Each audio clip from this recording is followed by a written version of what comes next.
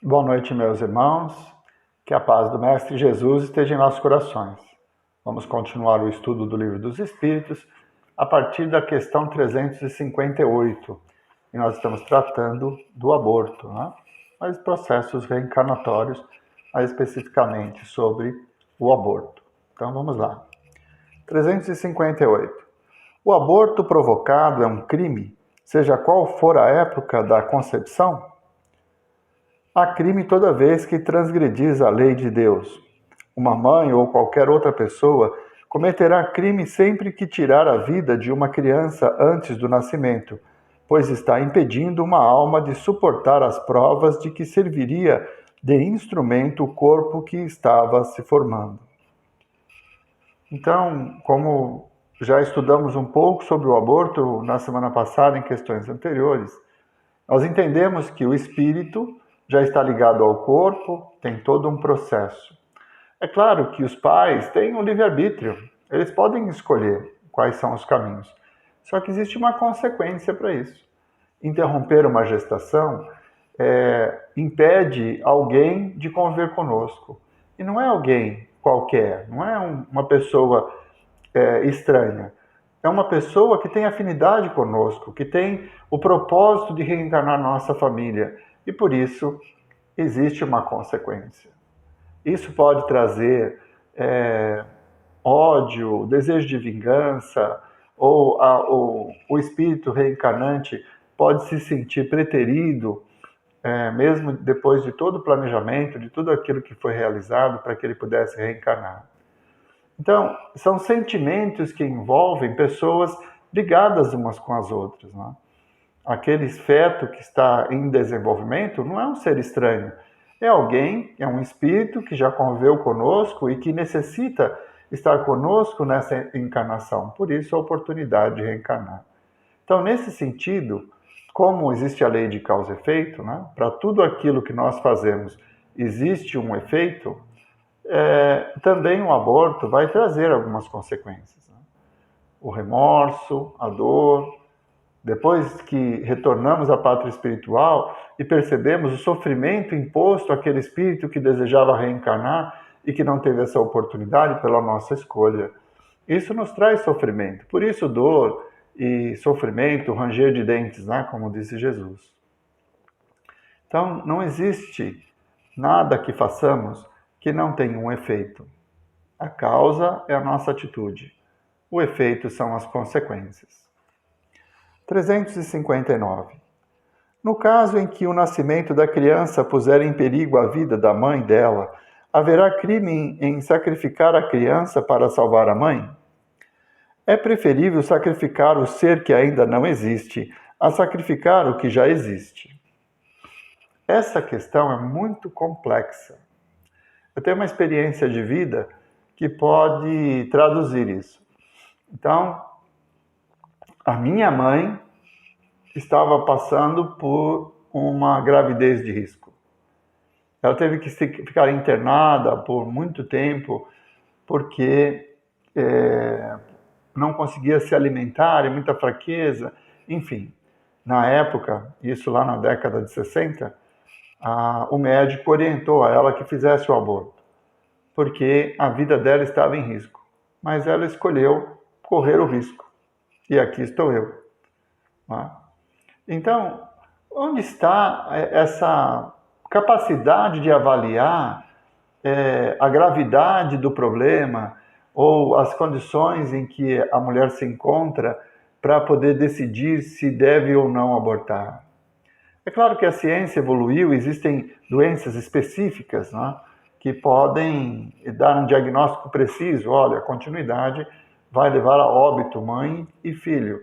Aí, nesse caso, existe um atenuante, mas é preciso que nós busquemos todas as alternativas, né? Como fez a minha mãe, né? Que graças a Deus me permitiu retornar à vida material e vivenciar essa experiência tão importante para mim.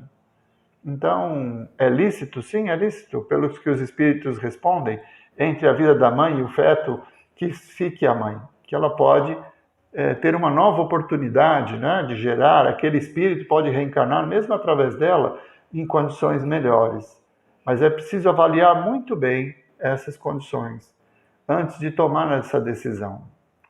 Sempre ficará no íntimo a dúvida: será que se eu tivesse continuado, tudo teria dado certo? Quem sabe? 360. Será racional que se dispense ao feto a mesma atenção que se concede ao corpo de uma criança que tivesse vivido? Vede em tudo isso a vontade de Deus e sua obra. Não trateis, pois, levianamente coisas que deveis respeitar, porque não respeitar as obras da criação, algumas vezes incompletas por vontade do Criador? Isso faz parte de seus desígnios, que ninguém é chamado a julgar. Então, aí se fala, acredito eu, em relação à cerimônia de funeral, né? Então, um feto é um ser, tá? Que estava em formação e ele deve ter todo o respeito. Como vai ser? Vai ser sepultado no cemitério? Vai ter velório? Não. Isso não vai acontecer. Mas no íntimo das pessoas envolvidas, né, dos pais, é preciso que tenha o sentimento em relação àquele espírito que deixou de encarnar. É preciso que nós valorizemos esse instante da nossa existência que nos foi oferecido numa experiência tão difícil, né, de não levar ao termo uma gestação e por isso o aborto espontâneo, né? Nós estamos nos referindo a esse caso. Os nossos pensamentos são muito valiosos, eles têm a capacidade de amparar, de construir boas vibrações. Então, aquele ser que deveria ter reencarnado e por algum motivo não conseguiu levar a termo a sua gestação, ele é nosso irmão. Ele precisa da nossa atenção, do nosso carinho, da nossa expectativa, das nossas orações para que ele desperte no plano espiritual de uma forma melhor. Não podemos esquecer, somos espíritos. O corpo em formação era uma roupa que ele iria utilizar. O fato da roupa não ter vingado não significa que ele deixou de existir. Ele continua existindo, continua sendo nosso irmão e que por algum motivo estava reencarnando através da nossa família. Então, nossas orações, o sentimento de amor e o desejo sincero de que ele esteja num lugar melhor. Esse é o respeito em relação à obra divina, como foi a resposta dos espíritos. Vamos em frente. Faculdades morais e intelectuais. Qual a origem das qualidades morais, boas ou más, do homem? São as do espírito, nele encarnado. Quanto mais puro é o espírito, mais o homem é propenso ao bem. Essa pergunta é muito interessante, né? Porque muitas pessoas, a ciência ainda, atribui ao cérebro a capacidade de pensar, de guardar conhecimento, de ter memória, mas a realidade é que o espírito é que detém todas essas informações. O cérebro é um instrumento através do qual ele se manifesta, mas fora do corpo. O espírito continua tendo os mesmos conhecimentos e até tem seus sentidos ampliados. Então, a origem do nosso conhecimento, a origem da nossa personalidade, ela vem não do corpo que habitamos, mas das inúmeras experiências que já vivemos ao longo da fieira das reencarnações. Tudo aquilo que nós conquistamos, nós vamos conquistando paulatinamente, à medida em que a misericórdia de Deus nos oferece a oportunidade. Muitas vezes olhamos para uma pessoa especial e acreditamos que ele é um privilegiado.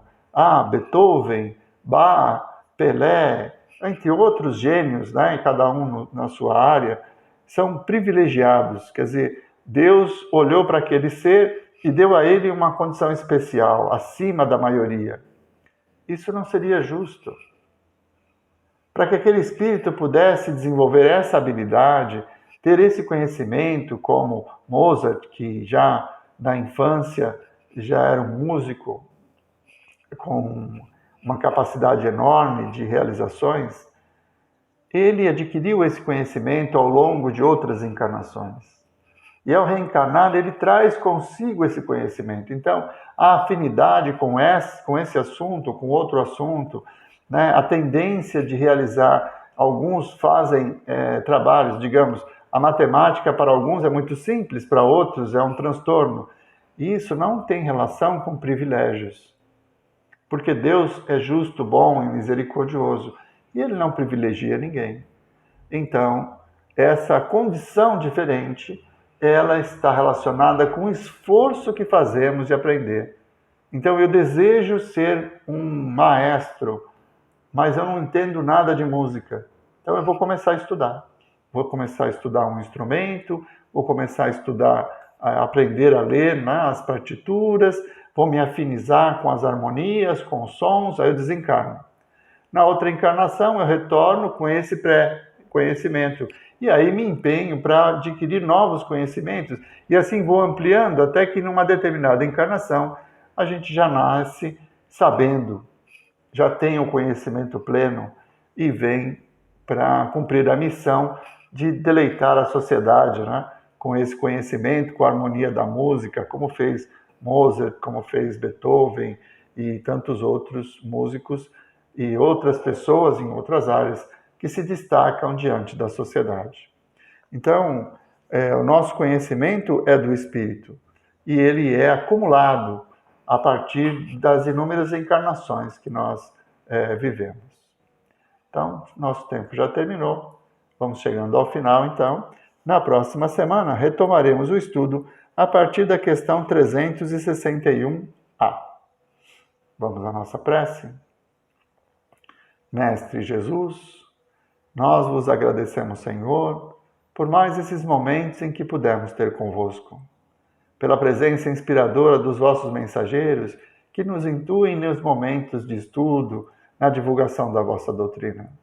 Que as vossas bênçãos possam ser derramadas sobre todos nós, nos fortalecendo nas provas, nos dando a confiança necessária para vencer a nós mesmos e nos tornarmos pessoas melhores. Muito obrigado, Mestre Jesus. Muito obrigado, meus irmãos. Uma boa noite a todos.